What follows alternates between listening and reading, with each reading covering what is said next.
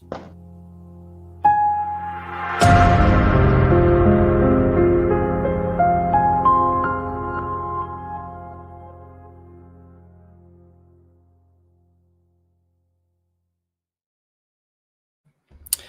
and welcome to the Particular Baptist Podcast. My name is Daniel Vincent, here with my co-host Sean Cheatham, and we have a special guest with us today, Pastor Jeff Riddle from Christ Reformed Baptist Church in Louisa, Virginia, which is just east of Charlottesville for those who are familiar with the area.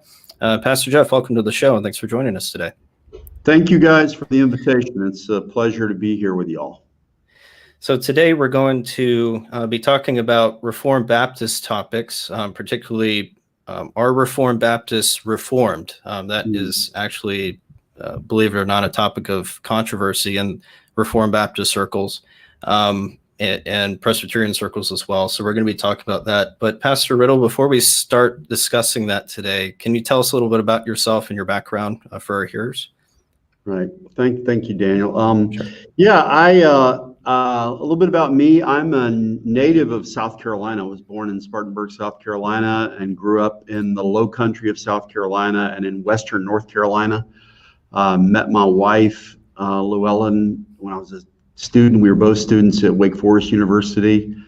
Went off to Southern Baptist Theological Seminary, then had a 2-year period serving as a short-term missionary in Budapest, Hungary, right after the fall of communism. It was a really intriguing time to be there.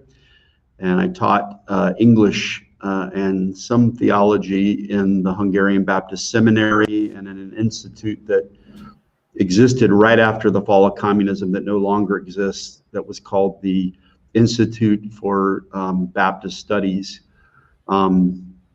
And let's see, then I felt a call to pastoral ministry, came back and served 2 Southern Baptist congregations in Virginia.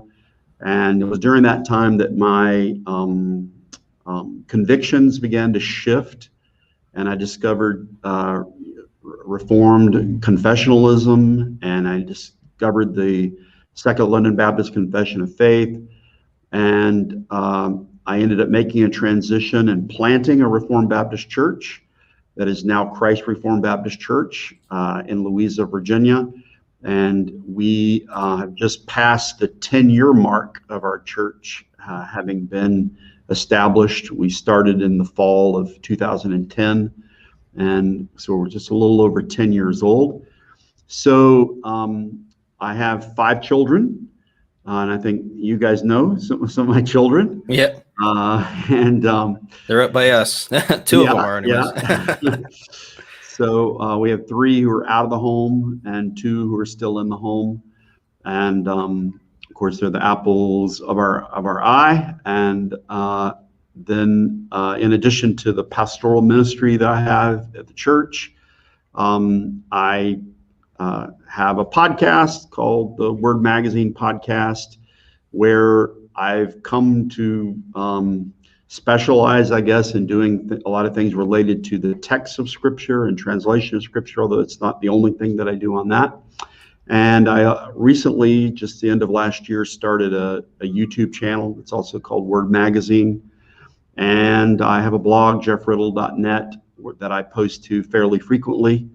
And then I do some teaching also. I have been teaching since 2012 at the Piedmont, Virginia Community College, which is in Charlottesville. It's where I am now. And I typically teach 2 classes a semester. I'm teaching a survey of the New Testament and another class called New Testament Early Christianity this semester.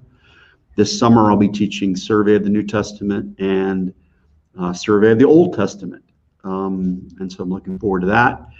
And actually, this fall, I'm in conversation and planning to teach a class on the Gospels at the Institute for Reformed Baptist Studies in Mansfield, Texas.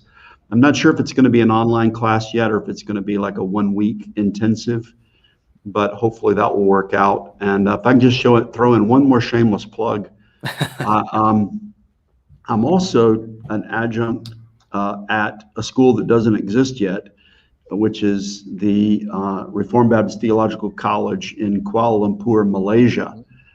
This is Po Boon Singh, who's a Reformed Baptist pastor there, has a vision for trying to start a theological college there in Malaysia. And I've been there to teach in his church and in a Reformed conference. But if anybody's out there who has, money burning in their pocket and want to give it to a good cause, you could give it to help establish this Reformed Baptist Theological College in Kuala Lumpur, Malaysia. So that's a little bit about me. Thank you, Pastor Riddle. So along those lines, with regards to Word Magazine, that kind of leads us into our discussion today. And that's really what inspired this discussion about our Reformed Baptist reform, because you did do an episode on this back in 2019, I think it was, Right. where you had other, including Pastor Steve, Brian Davidson, and some others from Virginia, talking about this with R. Scott Clark's book on the topic. So why do you think the topic of our Reformed Baptist Reformed is an important one to get right and to discuss among Reformed Baptists in particular? Yeah. It was interesting. It was back in November of 2019. We did a podcast, Word Magazine, number 137. And the topic was, Are Reformed Baptists Reformed? And as you said, it was a roundtable discussion with Steve Clevenger from Covenant Reformed Baptist in Warrenton, and Van Loomis from the Redeeming Grace Church in Matthews, and also Marvin Jones from that church, and Ryan Davidson from Grace Baptist Chapel in Hampton. And that podcast was reviewing a book, and that book is titled On Being Reformed, subtitled Debates Over a Theological Identity. And it's a little booklet that was put out by Palgrave Pivot in 2019 in a series that's co-edited by Crawford Gribben, who's a Reformed Baptist, who teaches in Ireland, and a fellow named Scott Spurlock. And the larger series is called Christianities in the Transatlantic World. And unfortunately, it's a very expensive little book. I think it's like $60 to get this thing. And so it's out of crazy price range on it. But I got a digital copy of it, and so I printed it out. So, but anyways, it's a really interesting collection of articles. It's not a long book. It's just really 4 chapters, 4 articles. And this may be more detail than you want, but I'm getting to your question. No worries. Just to put it in context. So it's 4 essays, and the four essays are relating to the question of, is it appropriate for Reformed Baptists to be called Reformed Baptists? Is that inappropriate for us to call ourselves Reformed Baptists, since we are not Paedo-Baptist and we don't hold to Presbyterian ecclesiology? Is it appropriate for us to? And by the way, I'm thankful to have this opportunity to talk about this, because I get pigeonholed so much in talking about text. It's not the only thing I'm interested in. I'm interested in other things as well. And as you know, pastors are generalists, and so we have to know a little bit about some things, and often we're not specialists in anything. And but we're generalists. We know a little bit, and obviously it's an important question. I'm pastor of Christ Reformed Baptist Church. Is it inappropriate that we have given our church this name? Or I might say I hold to Reformed theology because I believe in credo baptism and not paedo baptism. Is it inappropriate? Am I, inappropriately misappropriating a tradition that really isn't mine? Sometimes that's debated in contemporary circles over cultural things. You misappropriated some cultural item, but you didn't, what do you mean you do Scottish dancing? You're not from Scotland or something like that. But anyways, this little book that we talked about on being reformed has these 4 essays, and they're responding to a book, as you noted, that came out in 2008. It's this book by R. Scott Clark, who teaches at Westminster Seminary in California. And the title of the book is Recovering the Reformed Confession, singular. I always want to add the confessions, but it's singular, and it's probably obviously intentional. Recovering the Reformed Confession, subtitled Our Theology, Piety, and Practice. It was published by P&R, Presbyterian Reformed, in 2008. And among a number of things that Clark argues for in this book is that he argues for a more narrow definition of what it means to be reformed. So he takes exception to the influences. He's not a fan of Jonathan Edwards, for example, and there's too much experiential piety and too much evangelicalism that's seeped into what he considers to be what ought to be authentically reformed.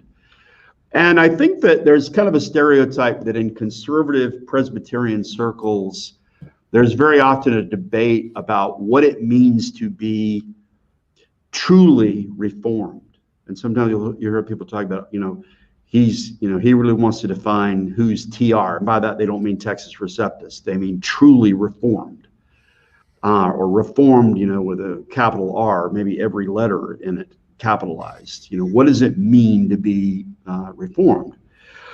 So these essays are related to this topic, and there are 2 essays that are presented within the On Being Reformed book that we were discussing. 2 essays that are written that are critiquing R. Scott Clark's position, because one of the things implied and stated in the book is that Reformed Baptists shouldn't be called Reformed. They're not Reformed. And so the first 2 essays, one is titled History, Identity, Politics, Identity, Politics, and, quote, Recovery of the Reformed Confession, end quote. And this is this first article is co-written by Chris Cahy and Crawford Gribben. And I thought initially that Chris Cahy was a Reformed Baptist also.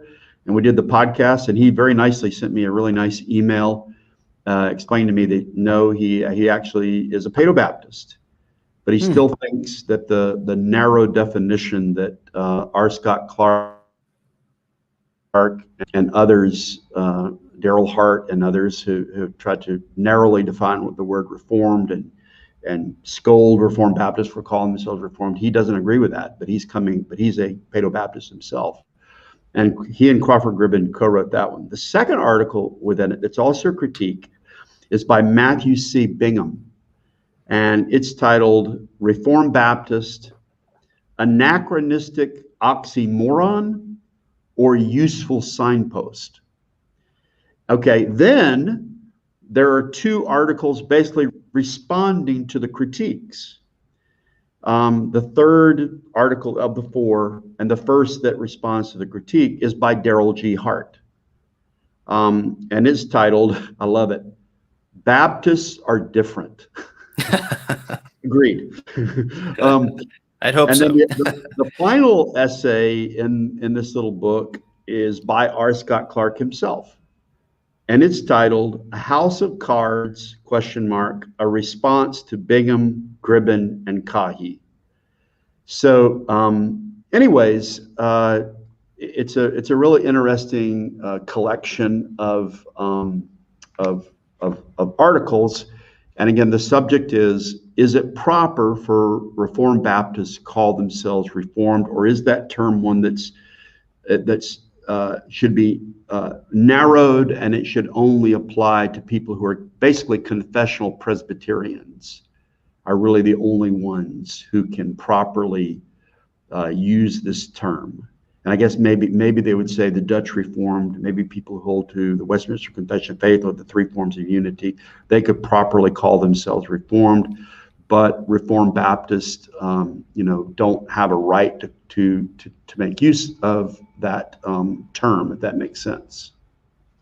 Yeah. And I think some of that confusion may come as well from the difficulty in actually defining what Reformed is, because I don't think you really have a monolithic view necessarily historically. I mean, Luther had his own views of what the church should look like. Calvin did, as well as some of the other men. And it seems like they're trying, like Pastor Clark or Dr. Clark is trying to unify everyone under one umbrella, rather than recognizing the diversity that was actually there. Yeah, I mean, I think on one hand, there's something that R. Scott Clark says in his book, Recovering Reformed Confession, that is right, and that oddly enough, Reformed Baptists would agree with. And that is, I think he was probably primarily motivated to write this book, or at least partially motivated, because he was giving a response to the rise of so-called New Calvinism. And again, we got to go back in time. This was 13 years ago when he wrote the book, and did the research for it some years before that. So it's around that time in the middle of the first decade of the 21st century, 2004, 2005, up to 2008, when this book came out, that you had the rise in popularity of the New Calvinism. And you had the book come out, Young, Restless, and Reformed. Yep. And so it was Calvinism was popular. Whether it was Mark Dever promoting the 9 Marks ministry, or it was John Piper desiring God, or John MacArthur, or R.C. Sproul popularizing Reformed theology. And there were a lot of young men who I think who had been rudderless, or they were in non-confessional denominations, and they were intrigued by the emphasis on theology, on doctrine, on drawn to biblical soteriology. But Clark was sort of saying, okay, you can be drawn to Reformed soteriology, but that doesn't make you Reformed. That being Reformed is more than tulip. It's more than the doctrines of grace. And it's even more than believing in the sovereignty of God or election.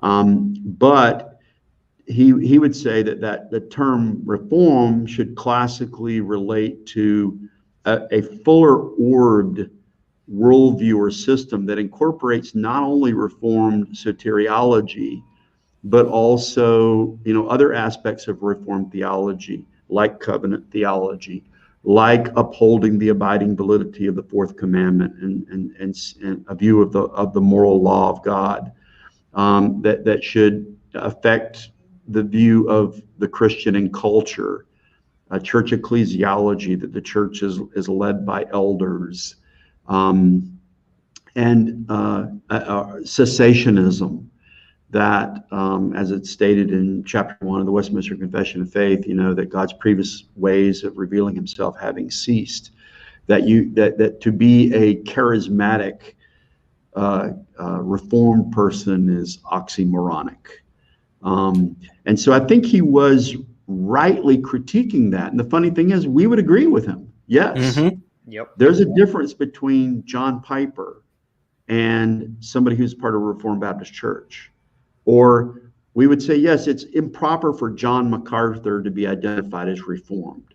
He may preach Calvinism, and we're thankful for that. And I'm not trying to disparage Piper or MacArthur. I'm just drawing out a distinction that they don't hold to confessional theology just because they might espouse Calvinism. And so we would agree with that. But obviously, he would cut us out of the picture also, because he would not accept the Second London Baptist Confession of Faith of 1689, which we hold to as being fully Reformed, because it doesn't hold to paedobaptism. So he would see, I guess, paedobaptism as a sine qua non what it means to be reformed. So again, we would agree with him in part, but we would say, but wait a second, maybe you've drawn the lines a little too close, and can't Reformed Baptists be counted among the Reformed as well? Mm-hmm.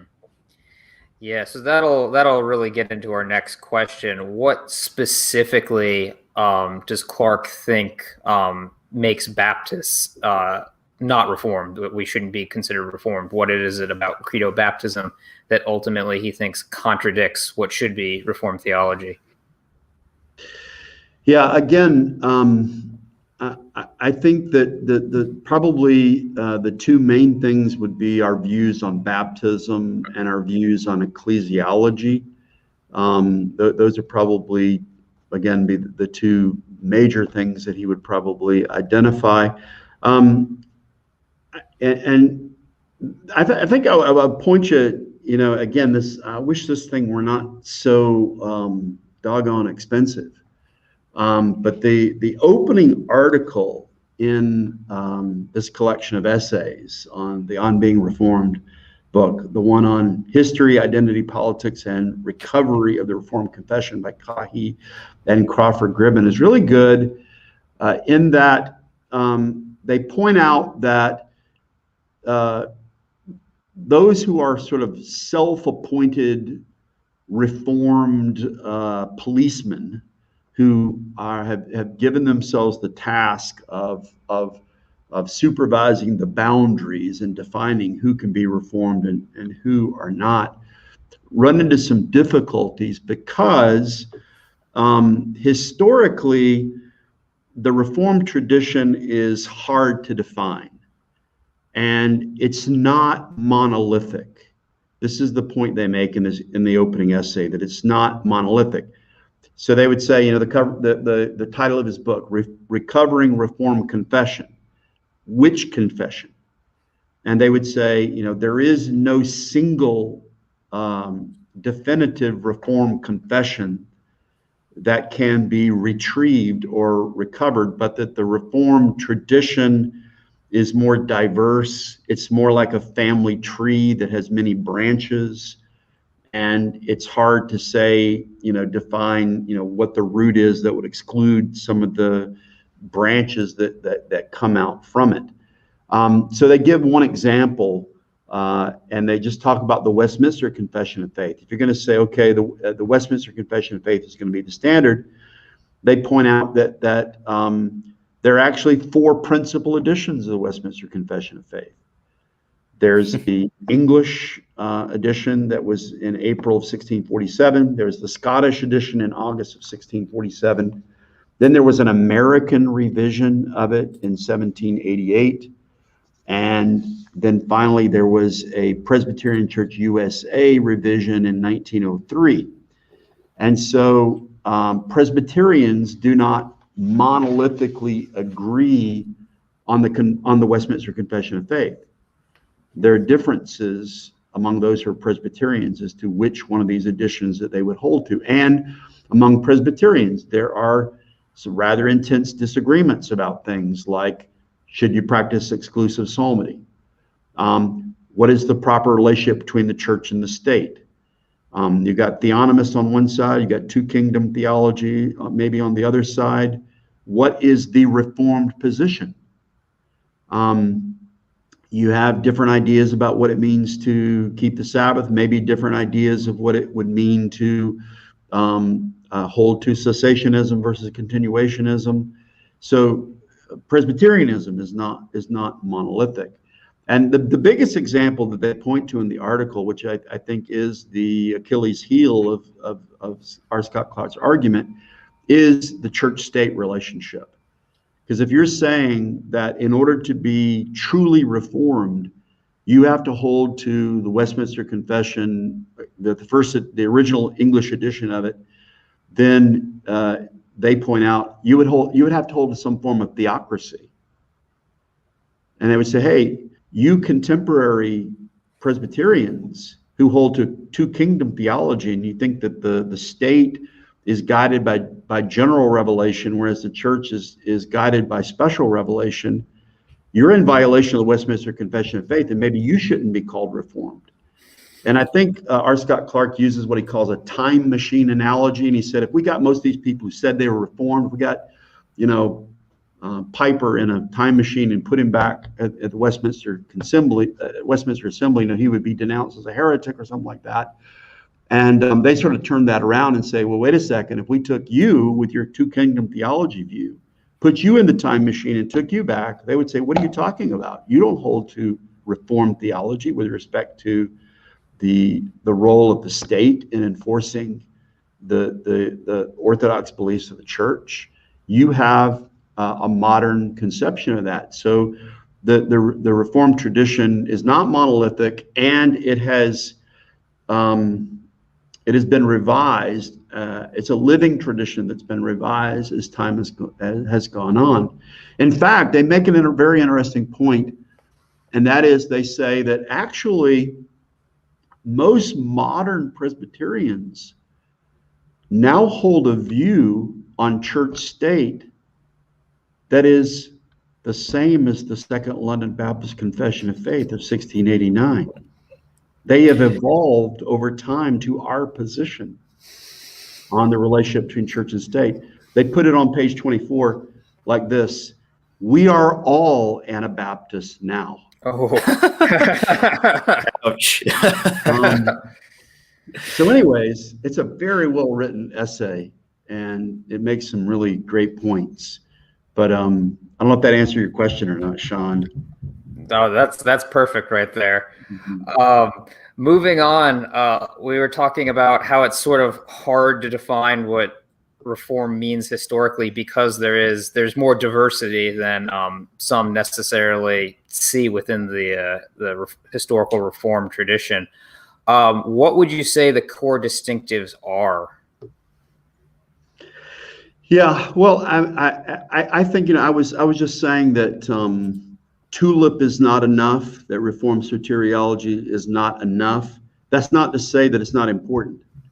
And so I think we could start with, it's a good place to start. That what does it mean to be Reformed? It means to hold to Reformed soteriology. It means to hold to tulip, to the doctrines of grace, to believe in the sovereignty of God, to believe in election, and then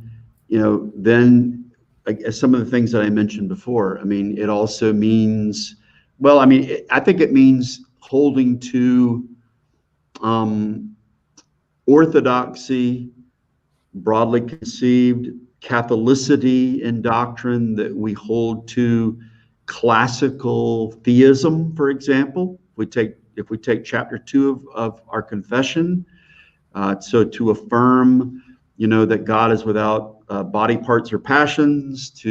It means holding to classical Orthodox Christology, that Christ is one person, two natures. Holding to Trinitarian theology. So being Reformed is Reformed soteriology. It's classical theism.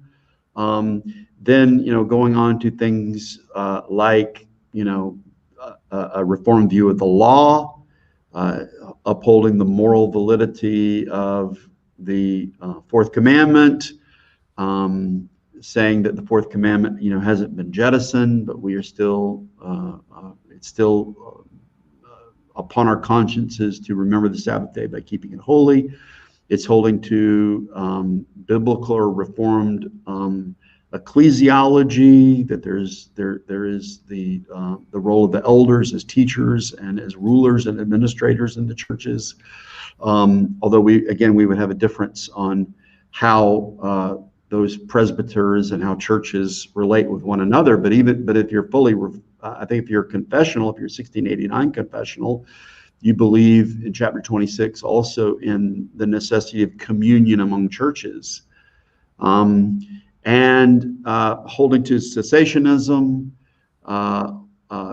those would all be things that would be connected to what it means to be Reformed, more broadly conceived. And you'll notice what I left out. I left out holding to paedobaptism, because I don't think that's essential to Reformed theology. And I should have mentioned also, holding to covenant theology also, as is spelled out in the Second London Baptist Confession of Faith, as opposed to dispensationalism or something like that.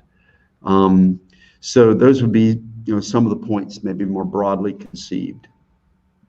Oh, it's interesting with the paedobaptism debate. If you're going to use that as a distinctive what makes you Reformed, then I guess the Roman Catholics are Reformed, because they also hold a creed of baptism. I think you might have mentioned that in your episode as well, brought up that point. But there's nothing uniquely Reformed about being paedobaptistic in any way. Right. Absolutely. It's a great point. If you're going to make that the linchpin, does that mean Roman Catholics are Reformed because they hold the paedobaptism, or the Eastern Orthodox, or Lutherans? Right. No, of course not. Yeah. Yep. So I guess now shifting to the particular Baptists, and I know you brought up Anabaptists, and I know Dr. Clark likes to call Reformed Baptists Anabaptists, and that's another conversation. But do you think that the particular Baptists in the 17th century, particularly the ones that held to our confession, did they see themselves as Reformed? Maybe not using that term, but at least identifying with the Reformed community? Yeah, great question. Yeah, I was thinking about that. We a few years back, we now have the Keach Conference that we do in Virginia. There was a forerunner to that. That used to be called the Evangelical Forum, and we had Joseph Pipa, who at the time was the president of Greenville Presbyterian Seminary, come and be one of the speakers. And he was actually speaking on the doctrine of God. Did an excellent job. It was an excellent speaker, and it was a great guest, and enjoyed the fellowship with people. But in his talks, he kept saying, I'm glad to know about these Grace Baptists. I'm glad to know about you Sovereign Grace Baptists, or you Calvinistic Baptists. Never once did he call us Reformed Baptists. And that's okay. I respect that. I took absolutely no offense at it. But he would probably be in agreement that it would be improper to use the term Reformed to refer to us. Now, you asked historically, were the early framers of our confession, did they call themselves Reformed Baptists? And the answer to that on a historical level is no.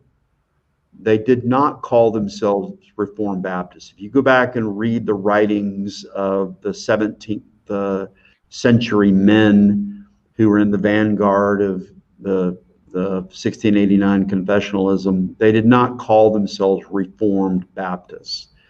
They referred to themselves as particular Baptists. That was the term they used. And of course, you well know that particular was a reference to their holding to particular redemption as opposed to general atonement or general redemption. So they believed in definite atonement, and they believed in particular redemption, and so they were particular Baptists.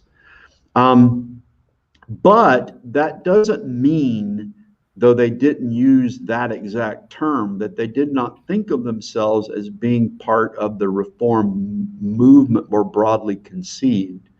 And if you have to have them using the word Reformed, it would be an example of the word concept fallacy. Just because they didn't use the word doesn't mean that they didn't hold to the concept. And in this regard, I would refer you to the second article in the On Being Reformed booklet. And this is the one by Matthew C. Bingham. And again, the title of it is Reformed Baptists, in quotes, Anachronistic Oxymoron or Useful Signpost. And he's got a really masterful discussion of this very question that you raised in this chapter. Is it proper? And on one hand, he says, you're right. If you write a paper, something like, it would be inappropriate historically for you to start saying there's this Reformed Baptist, that Reformed Baptist in the 17th century. That would be anachronistic. It'd be like, a Western movie where the cowboy has got an iPhone or something like that. It would be an anachronism, right? So yes, so we should be careful. When we're talking about doing historical theology, we should not call those men Reformed Baptists. We should refer to them the way they refer to themselves, as particular Baptists. Nonetheless, by the way, he's got an interesting point. I think I pointed this out in the podcast.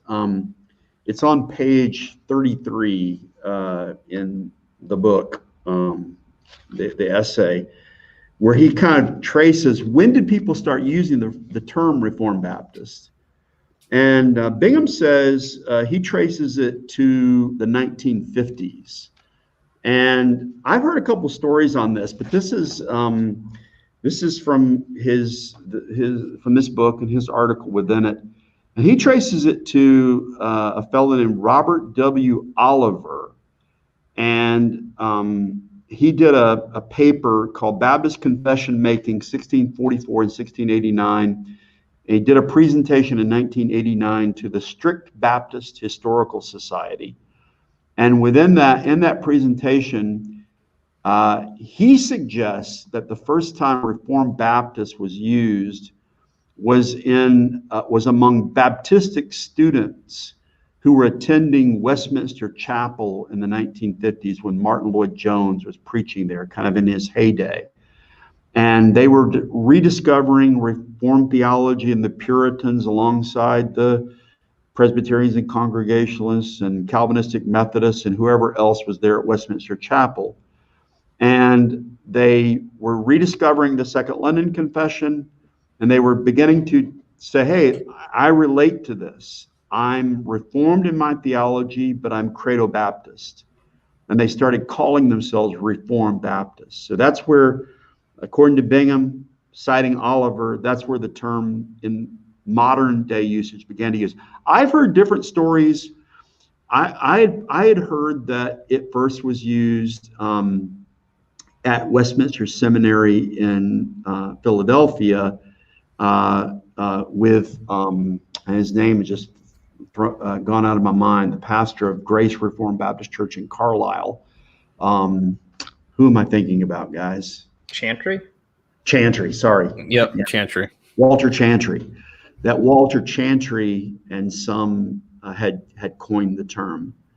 But anyway, Bingham says no, it was used by Baptistic students at Westminster Chapel in London in the 1950s. But anyway, so he says, okay, so it's anachronistic if you call the particular Baptist Reformed Baptist. Nevertheless, he says, it is not oxymoronic to call them Reformed Baptists. But he says, and this is, again, going back to the title of his article, it is a useful signpost, as he puts it, in the 21st century to really understand what they were about. And he makes the point that the question isn't whether or not it's anachronistic to call them Reformed Baptists. He says that the question is the 1689 confession an early modern Reformed confession? That's the historical question. Could it be identified as an early modern Reformed confession? And as you said, he says the two sticking points are baptism and ecclesiology, and he makes the first point he makes the same one you just said, that just because that the Second London Confession of 1689 teaches credo baptism should not rule it out, because we can't say that infant baptism is essential to being Reformed because Roman Catholics practice infant baptism, Lutherans do, Eastern Orthodox do. That doesn't make them Reformed. And he also makes the point very interesting. He quotes R. Scott Clark calling Karl Barth, one of the most significant Reformed theologians of the modern era. And he says, wait a second, have you read Karl Barth? Karl Barth rejected infant baptism. He didn't see infant baptism as being taught in Scripture. And he says, does that mean Karl Barth was not a Reformed theologian? Other people might reject Karl Barth as a Reformed theologian for other reasons, but not because of his not holding to infant baptism. Then the second thing was ecclesiology. Can we say that the 1689 confession is not an early modern Reformed confession because it teaches a congregational form of church government as opposed to a Presbyterian form of church government? And he says, okay, does that mean John Owen isn't Reformed? He was a Congregationalist. Does that mean the Savoy Declaration of 1658 is also not an early modern Reformed confession of faith? And so he makes, I think, a really good argument as to why the 1689 should be considered an early modern Reformed confession of faith. And the fact that it doesn't teach believers, it doesn't teach paedobaptism, it doesn't teach Presbyterian ecclesiology should not rule it out as being an early modern Reformed confession. It would be, I don't want to take up too much of the time, but although this book is expensive, the last little bit of it is almost worth the price alone of Bingham's article. And would it bore you if I read just a little bit of what he says? No, go right ahead. Yeah. This is on pages 47 and 48 of Bingham's article. He says, I would conclude that despite being often misused, surely overused, and admittedly anachronistic, the label Reformed Baptist remains a useful signpost for the 21st century church. Rather than obscuring the contemporary theological landscape, the term helpfully identifies a small subset of 21st century Christianity more accurately and more helpfully than do competing terms like Calvinistic Baptist or Sovereign Grace Baptist. With the wider Reformed tradition, Reformed Baptists affirm a monergistic soteriology, an appreciation of God's meticulous providence, and a robust declaration that all things work to the praise of the glory of his wisdom, power, justice, infinite goodness, and mercy. But alongside these things, and also in keeping with the wider Reformed tradition, Reformed Baptists affirm the regulative principle of worship, demand that a plurality of elders rule in the local congregation, and recognize the need that local churches not be isolated from one another, but are instead called to hold communion together for their mutual peace, union, and edification. With the wider Reformed tradition, Reformed Baptists embrace the Lord's Day as the Christian Sabbath, understand the Lord's Supper to be more than a bare memorial, but rather a means of grace given for our spiritual nourishment, and recognize that the Lord of the Decalogue has given therein a summary statement of his immutable moral law. And with the wider Reformed tradition, Reformed Baptists understand all of Scripture as covenantally structured, rejecting dispensationalism, and seeing the New Testament church as properly and fully the Israel of God, Galatians 6:16. Last paragraph. On these and other points, those Christians subscribing to the 1689 Second London Baptist Confession of Faith identify not with a nebulous and ill-defined Baptist community, but rather with the Reformed tradition out of which their confessional document emerged. The fact that the 17th century churchmen who drafted the confession would not have used the term Reformed Baptist to describe themselves was the result of political and cultural rather than theological considerations, and should not dissuade contemporary Christians from embracing the term without embarrassment. Ultimately, then, if pressed as to why I would eschew a term like Calvinistic Baptist and stubbornly persist in calling myself Reformed, I would simply have to say that I agree with R. Scott Clark and others when they remind us that 5 points are not enough. A Calvinistic or Augustinian monergism does not exhaust the confessional heritage to which I subscribe. For that, I need a better term, Reformed. And so, boom, it's leaving the ballpark. It's a home run.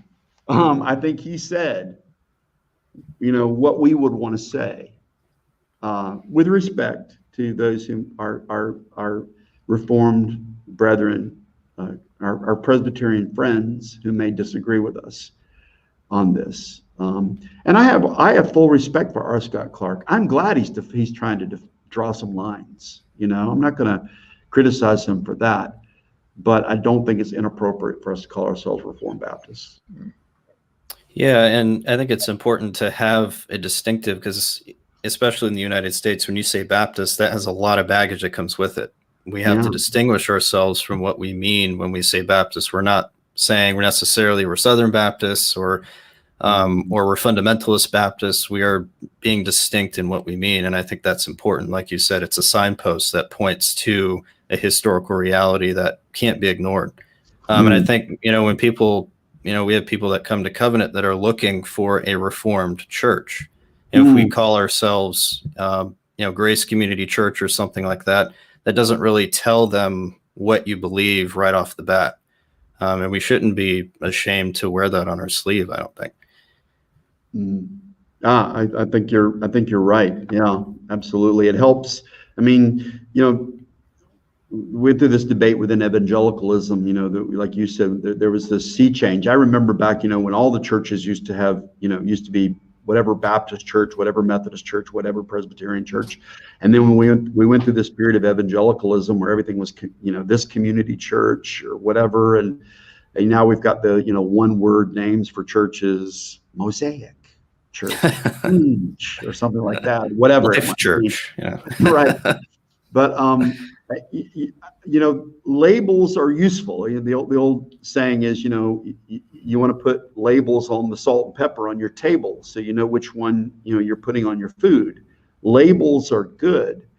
And, labeling ourselves a Reformed Baptist church, yes, does distinguish us from an independent Baptist church, a Free Will Baptist church, a Southern Baptist church. It helps define. Now, in our modern context, not many people know what reform means. Right. But even that gives us an opportunity to explain, are you trying to reform Jesus? No. Are you trying to reform Baptists? Actually, most people hear that and they're like, good. I'm glad somebody's finally trying to reform Baptists. They need to be changed. But it's an opportunity to explain. And if most people have, some baseline, they might have a baseline understanding of the Protestant Reformation. And to say, no, this means our church holds to, the biblical doctrines that emerged during the time of the Protestant Reformation, when there was an attempt to revive and reform biblical Christianity. And so we believe in the Bible. We believe in, taking the Bible seriously and trying to follow its dictates as best we can. And, and there are people, who are looking for that. And there are also people who, just soteriological Calvinism is a gateway. It was for me, to first understand the doctrines of grace and then to move a little bit further and to understand, wait a second, it's not just that, this is connected to something that's much fuller and much richer than I at first understood. And to go a little further into it. Yeah. So I guess looking at I guess you could say the other side of the aisle, that the particular Baptists seem to identify with the Reformed community, but what about the Presbyterians or the or those who weren't particular Baptists? Did they accept early particular Baptists as being Reformed or Orthodox? Yeah, it's a great question, and I really wish that I knew more about that one. My background is not necessarily in historical theology. I'm more of a New Testament guy, but and so I don't have a full answer to that, and maybe somebody who's done historical theology would have a better answer. I do know, there's a great anecdote about John Owen that he once said that who was a friend of Bunyan. Bunyan was a Baptist. Yep. And he once said that I would give away all my learning if I could preach like Bunyan. So I think among many of the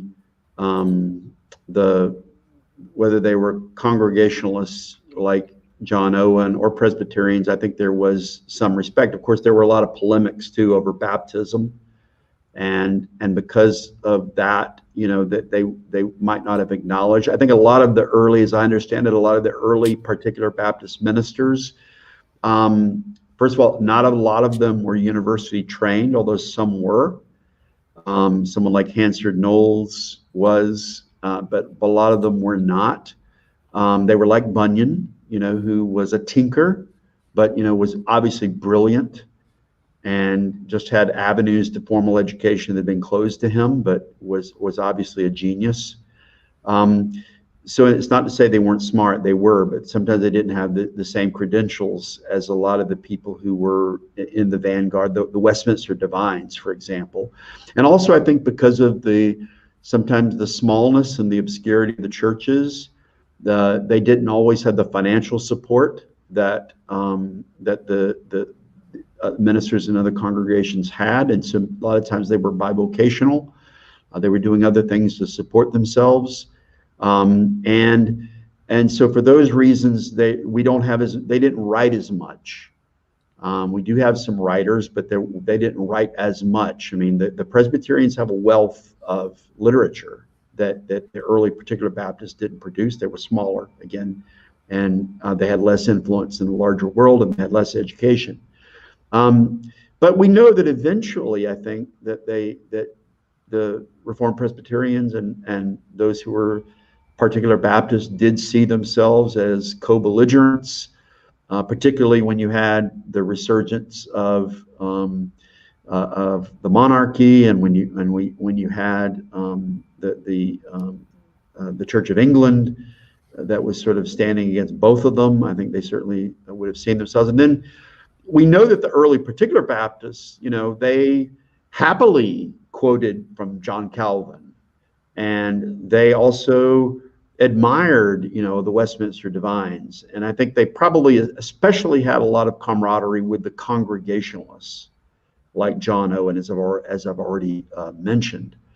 By the 19th century, I think certainly they were admiring somebody like Spurgeon, who was preaching, Calvinism as boldly as anyone. And I was thinking about Spurgeon recently, and I looked at his autobiography, and I'd remembered this anecdote that in his autobiography, Volume 2, the one published by Banner of Truth, it has a little discussion of what they call his Catholicity of spirit. And I was surprised to see that the Metropolitan Tabernacle Church in London, Spurgeon's church, they had an orphanage, and they appointed a Paedobaptist to be the administrator of the orphanage. And even more striking, he had a pastor's school, and he appointed a Congregationalist, a guy named George Rogers, to be the head of the pastor's school. And he appointed another Paedobaptist, a man named W.R. Selway, to be the science instructor in the pastor's college. So I think at least by the 19th century, there certainly was more of a Catholicity of spirit between Paedobaptists and Credobaptists that seems to be evident, at least by Spurgeon's example, at that time. But it's an interesting question, and I'm sure that probably somebody like Dr. Renahan could give a much more expansive answer to that question than I can give at this point. I was gonna bring up Sam Renahan has a blog article on his website. I believe the title of it is "Lost Presbyterian Lenses," where he goes through what the Westminster Assembly thought of the 1644 London Baptist Confession of Faith, the first London Baptist Confession of Faith, because it was submitted to the Assembly, and the reactions range from this confession is way too orthodox. Clearly, these Anabaptists are lying. To oh, this is a pretty orthodox document. I wish all Anabaptists were like this.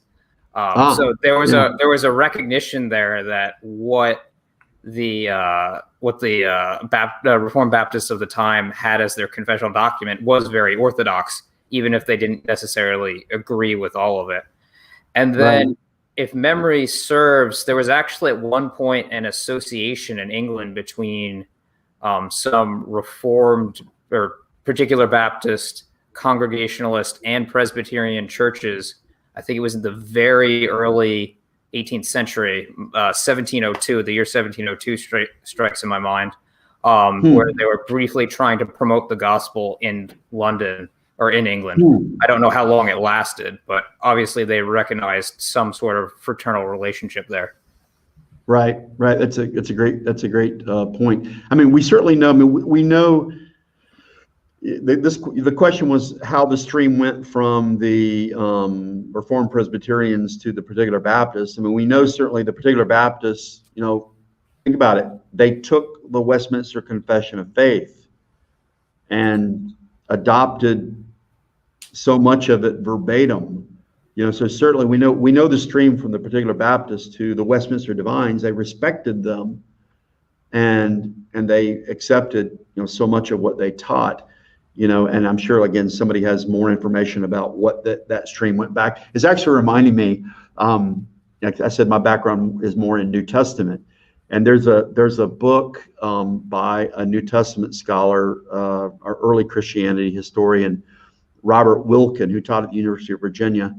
And he wrote a book, I think back in the early 2000s, and it was titled, "The Christians as the Romans Saw Them." And it's a collection of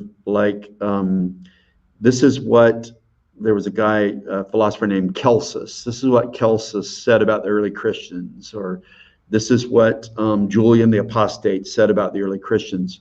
And it would be an interesting book or an article, maybe somebody like Samuel Renahan or someone else has already done it, would be the particular Baptists as the Presbyterians saw them.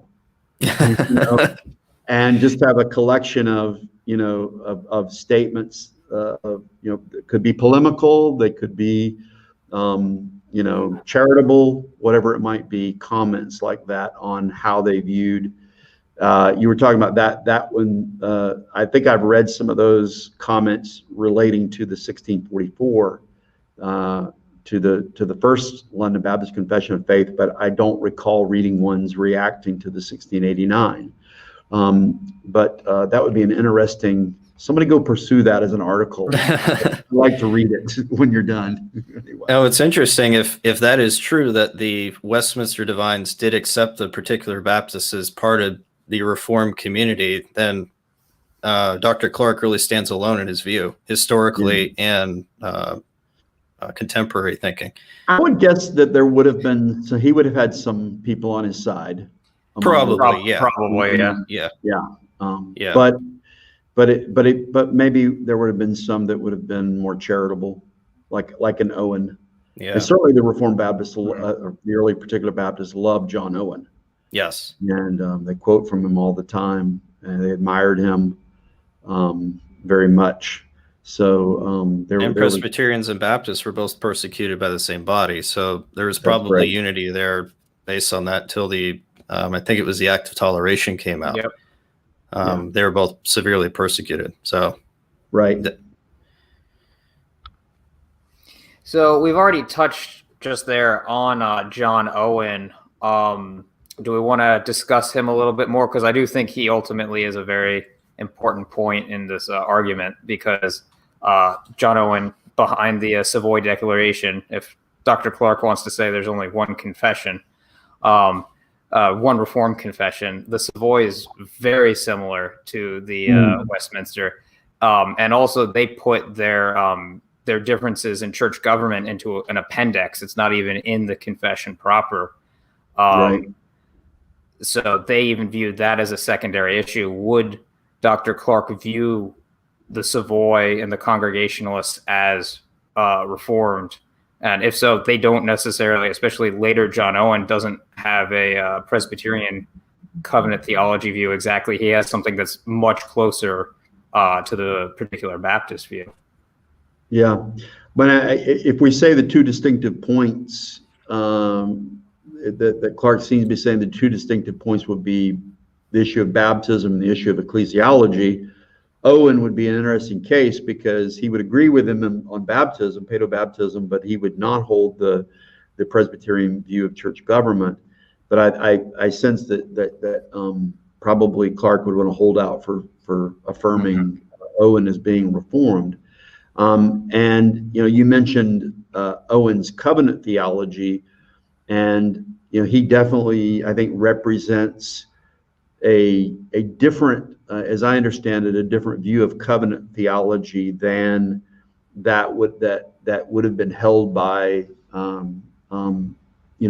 perhaps some of the Westminster divines. He had and obviously a lot of the early particular Baptists, I think, were influenced by his views on the covenant. And when it comes to Owen, I love Owen. I love volume 16 of his collected works. And I've done more study in Owen's bibliology than I have in his covenant theology.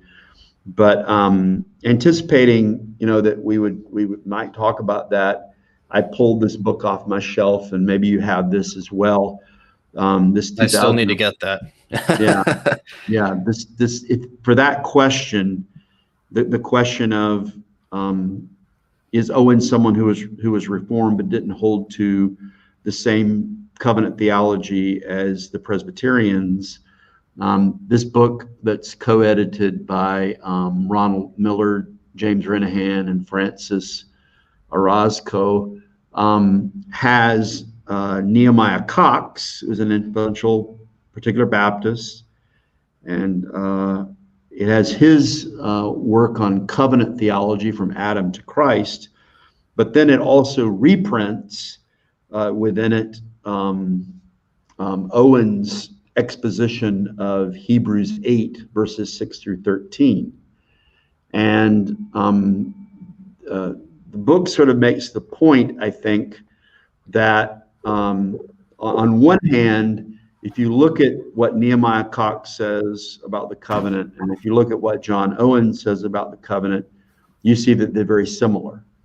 And you see that also that the early particular Baptists were not dispensationalists. That would be anachronistic. And that they were serious about covenant theology. They were serious about trying to understand how they could affirm credo baptism, but also understand covenant theology. And they saw an ally in Owen who saw what we call the newness of the new covenant.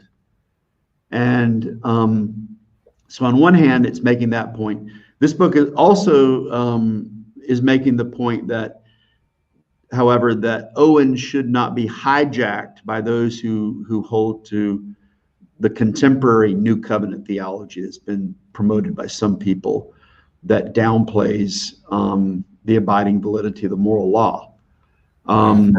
So anyways, if someone's interested in sort of understanding more about Owen, I think this book is the one that you want to get and read. Both the Cox article, Owen's exposition of Hebrews 8, and also some of the supporting articles and introductions by some of the editors would be helpful in that regard. All right. Did you have any closing remarks you wanted to have on the subject before we end the podcast? Yeah, well, I thank you again for inviting me. You're very welcome. One thing I was going to add, I was thinking about, the question of, are Reformed Baptists Reformed? Is it proper to say that? And it brought to my mind James Renahan's book on particular Baptist ecclesiology. It's this one, Edification and Beauty, the practical ecclesiology of the English particular Baptist, 1675 to 1705.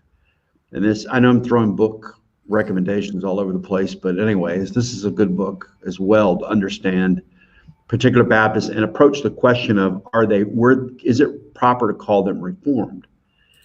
And I did a book review of this book. If you want to, it's on my academia.edu page. You can read it, but if it's okay, I want to just read. Sure, go right ahead. little paragraph that I wrote in the review. This is what I wrote. I said, in chapter 1, Renahan first traces the origins of Calvinistic Baptists to division in the separatist Jacob Lathrop Jesse Church in the 1630s.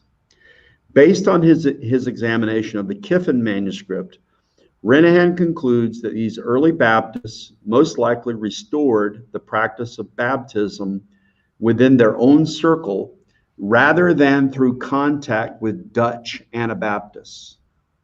So he's saying, the real roots of particular Baptists are not on the continent, not among the Anabaptists, but it's among the Reformed, basically, in England, where you have the origins of the particular Baptists. Renahan also makes a strong case for the close relationship of independent church leaders like the dissenting brethren at the Westminster Assembly. Thomas Goodwin, Philip Nye, Jeremiah Burroughs, William Bridge, and Sidrak Simpson. So we're talking about what did those people think about particular Baptists, and the dissenting Congregationalists would have been more the ones that would have been sympathetic to the particular Baptists. He further argues that the early Baptists self-consciously viewed themselves and their churches as, quote, among the Reformed churches, end quote, page 15. This discussion is particularly valuable given recent comments made by some Presbyterians like R. Scott Clark. I wrote that in the review. Who argue that Baptists should not use the label Reformed. To the contrary, Renahan argues that early Baptists like Knowles and Keach, quote, believed that they had taken the principles of the Reformation to their logical conclusion, end quote. That's from page 17 of the book. Last sentence. Thus, by recovering the biblical ordering of the church, quote, they were self-consciously more Reformed than the Paedo-Baptist Reformed churches, end quote, page 17. And there's an exclamation mark at the end.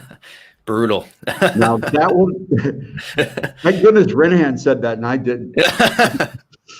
But I mean, it's an interesting point. I remember we had, it was actually when we had the Keach conference at your church, at Covenant Reformed Baptist Church a couple of years ago, and Earl Blackburn was one of the speakers. And he called the 1689 Confession the most mature of the Reformed confessions. And we didn't stop the Reformed and always reforming. You had the Westminster Confession of Faith, but then you got these particular Baptists who are saying, wait a second, what about baptism? Let's conform our practice more to biblical practice.